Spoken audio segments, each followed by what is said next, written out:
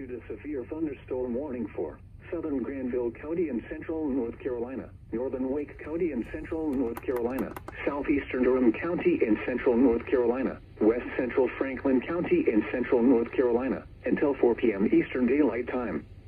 At 3:11 p.m. Eastern Daylight Time, a severe thunderstorm was located near Durham, moving east at 30 miles per hour. Hazard, 60 miles per hour wind gusts and nickel-size hail. Source, radar indicated. Impact, expects damage to roofs, siding, and trees. Locations impacted include Raleigh, Durham, Wake Forest, RDU International, Morrisville, Roseville, Youngsville, Falls Lake State Rec Area, Gorman, and William B. Olmsted State Park.